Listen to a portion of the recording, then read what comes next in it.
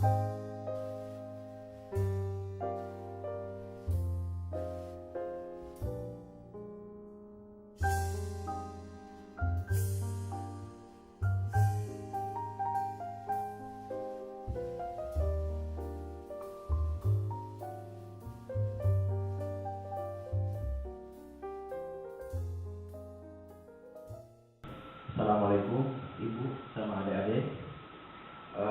Terima kasih telah memberikan kesempatan kepada saya untuk datang ke rumah Ibu untuk bisa bersilaturahmi dan intinya yaitu memberikan penyuluhan tentang infeksi saluran pernapasan atas.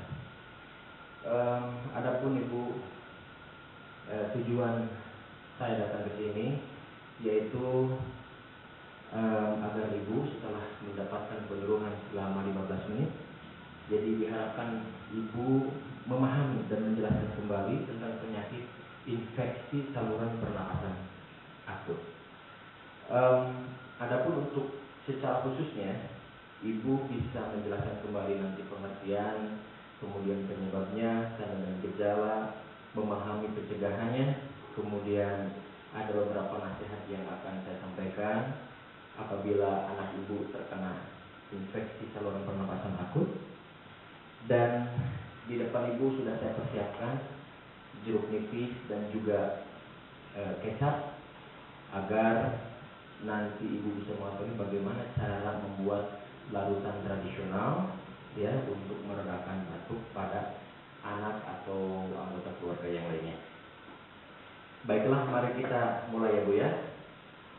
Saya akan berikan penjelasan tentang infeksi saluran pernapasan akut.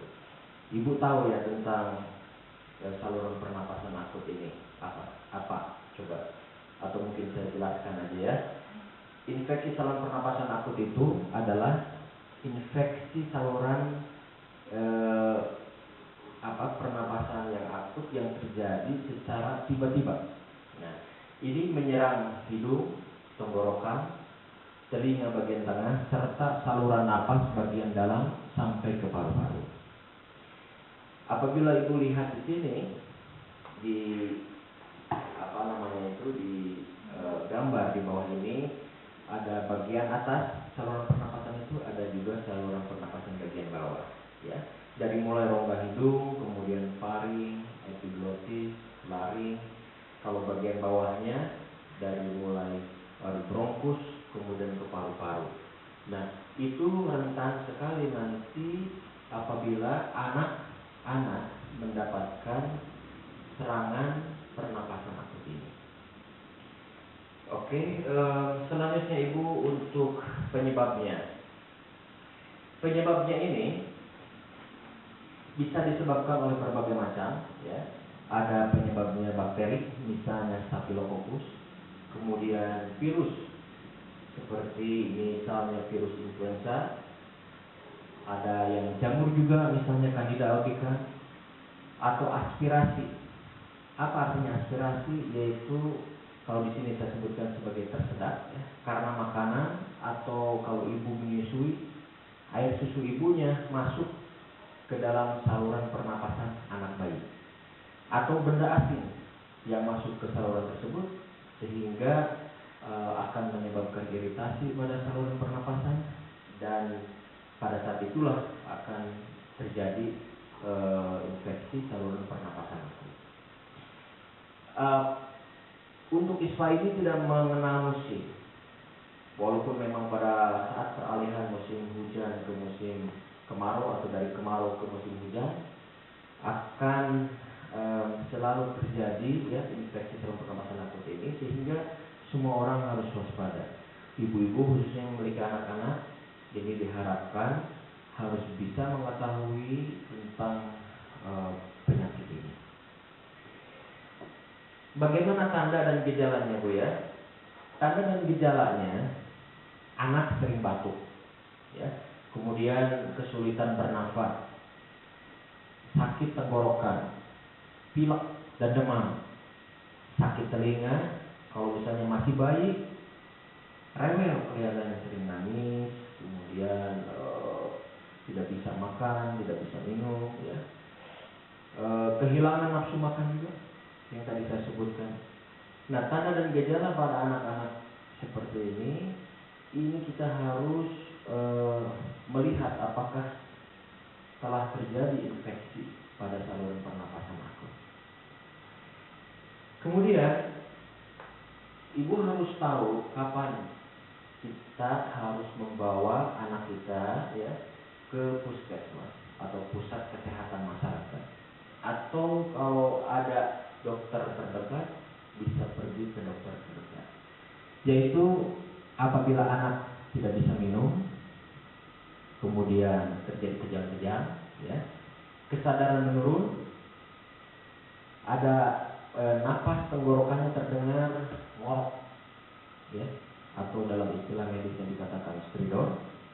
Kemudian berat badan anak menurun, bisa terlihat pada kondisi yang giginya mulai memburuk, ya. Kemudian tarikan dinding dada ke dalam, artinya ada penarikan pada saat anak bernapas. Apabila ada tanda-tanda tersebut, maka harus secepatnya kita datang ke puskesmas untuk mendapatkan pertolongan medis. Ada beberapa nasihat ya Bu ya bagi ibu yang terkena ispa anaknya untuk pemberian makanan. Nah, makanan ini apabila memiliki bayi, berilah ASI selama sakit. ASI itu merupakan suatu substansi yang sangat bagus, memiliki nutrisi yang bagus yang sudah diatur sedemikian rupa oleh Yang Maha Kuasa. Kemudian apabila anak-anak seperti adik ya yang sudah besar sekolah di sekolah dasar, itu makanannya harus ditingkatkan supaya bergizi. Kemudian perbanyak jumlah makanan yang bergizi setelah sembuh juga, pada saat sakit, pada saat sembuh, supaya daya tahan tubuhnya meningkat. Nah, pada saat terjadi ispa sering munculnya lendir-lendir di hidung. Nah, apabila kesulitan pada saat kita memberikan makanan kepada anak-anak kita karena terjadinya penyumbatan pada lubang hidung, maka harus dibersihkan juga secara teratur oleh ibu.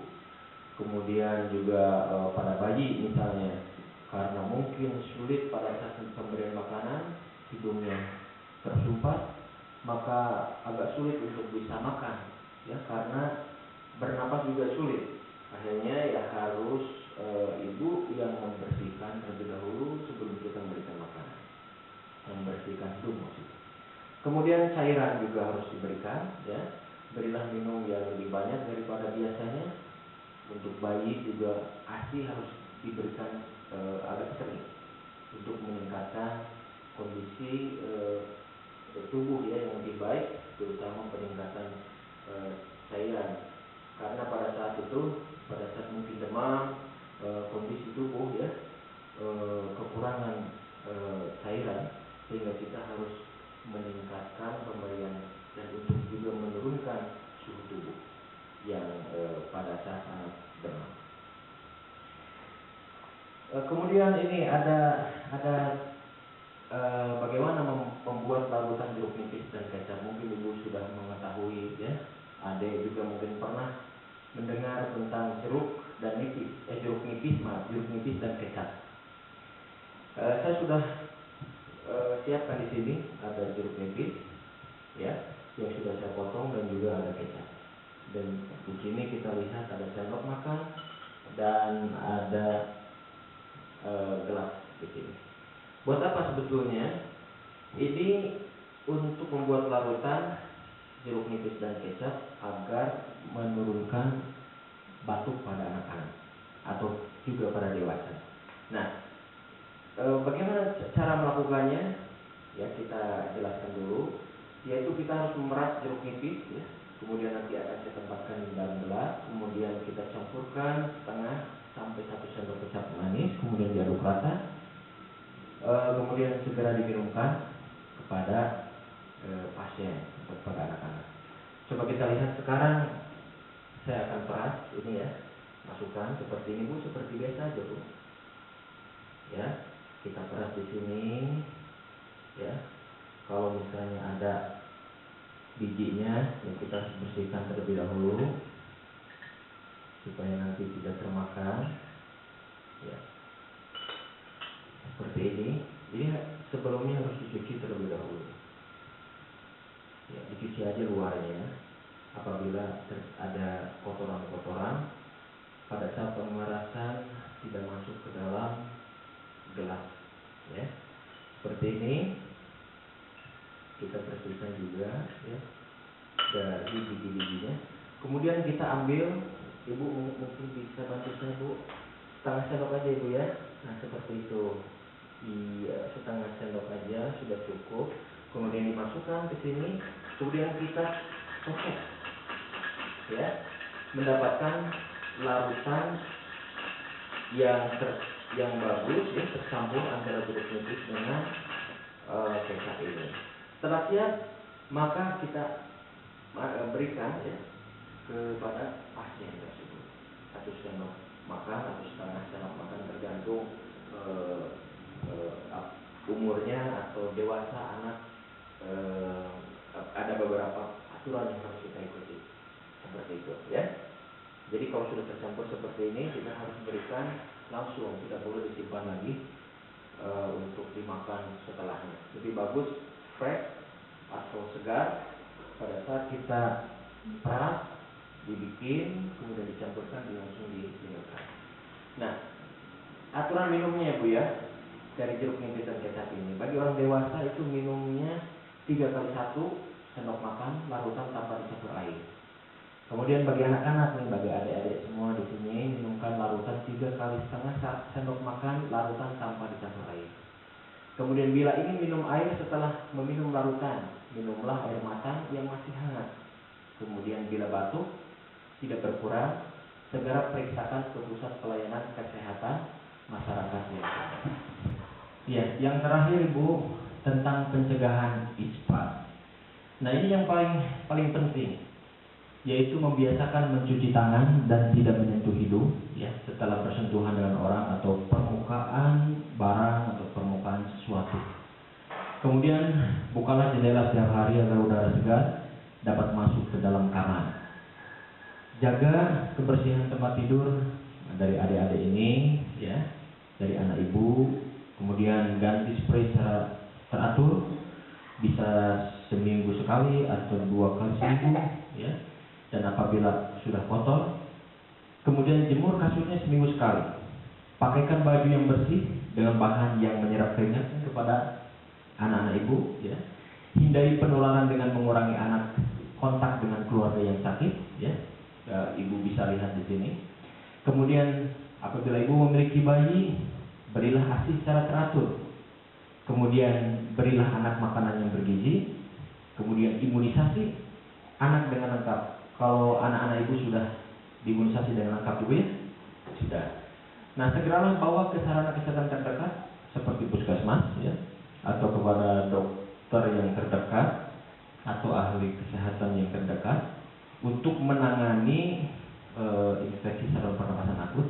Dan apabila Ibu melihat anak menunjukkan tanda dan gejala, ya, seperti itu, Ibu. Ini penjelasan dari saya, ya, tentang infeksi saluran pernapasan akut.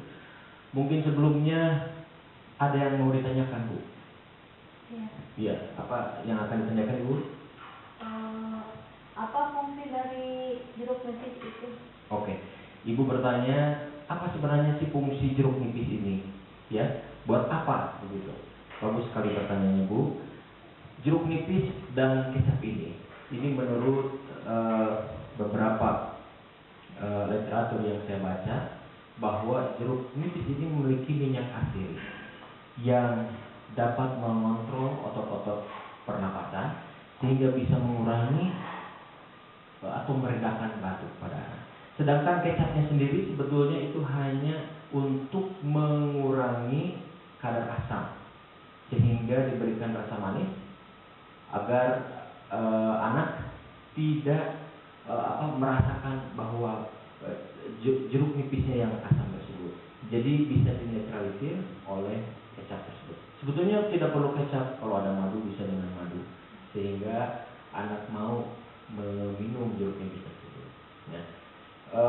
Mungkin seperti itu. Ada lagi yang ditanyakan Ibu? Tidak ada. Nah, mungkin saya akan menanyakan kepada Ibu, karena setelah penyuluhan ini saya harus mendapatkan apakah Ibu sudah mengerti atau tidak. Mungkin Ibu bisa menjelaskan kembali tentang infeksi saluran pernapasan akut itu. Apa sebenarnya Bu infeksi saluran pernapasan akut itu? Infeksi ispa ya kalau. Iya, betul. Infeksi saluran pernapasan akut yang terjadi secara tiba-tiba, menyerang Betul. hidung, Iya. tenggorokan, Iya. terus telinga bagian tengah, Iya. serta saluran nafas bagian dalam sampai ke paru-paru. Betul Ibu. Ya. Jadi seperti itu apa yang saya sudah sampaikan, sudah jelaskan, jadi Ibu sudah mengerti ya. Kemudian apa penyebabnya Bu? Dari organisme apa saja biasanya yang menyebabkan infeksi saluran pernapasan akut tersebut? Yang sering ini hidung ya. Iya. Apa penyebabnya? Apakah bakteri atau Ya, apa? Betul. Influenza. Iya, bakteri influenza, virus influenza, kemudian bakteri, ya itu yang sering menjadi penyebabnya. Kemudian apa sih tanda dan gejalanya bagi anak-anak yang sering Ibu perhatikan? Ya, batuk. Batuk, betul. Kemudian pileknya suka ada, ya. Kemudian bagaimana dengan kondisi suhunya? Ini demam. Betul. Ya, anak-anak pada saat mendapatkan infeksi saluran pernapasan akut akan menunjukkan demam. Iya. Oke, kemudian Ibu pada saat apa saja yang Ibu perlu perhatikan, perlu mendapatkan atensi dari atau perhatian dari tenaga medis, atau kapan Ibu harus membawa anak-anak ke pusat kesehatan masyarakat apabila apa? Ya, kalau anak tidak bisa makannya berkurang, minumnya juga berkurang. Betul. Ya, kalau terkena flu. Iya, betul. Jadi apabila anak sudah tidak mau makan Bu ya, anak sudah tidak mau minum lagi, kemudian kondisinya menjadi tambah berat ya, dan Ibu harus cepatnya membawa anak-anak ke puskesmas yang terdekat atau kepada tenaga medis ya. Mungkin itu aja Ibu. Terima kasih saya telah datang ke Ibu di sini dan Ibu telah menerima saya dengan baik. Semoga kedepannya Ibu bisa menjaga anak-anak supaya tidak terjadi infeksi saluran pernapasan akut di keluarga Ibu ya. Bisa nanti bisa diinformasikan lagi kepada yang lainnya. Ini suatu ilmu yang bermanfaat. Terima kasih Ibu. Assalamualaikum warahmatullahi wabarakatuh.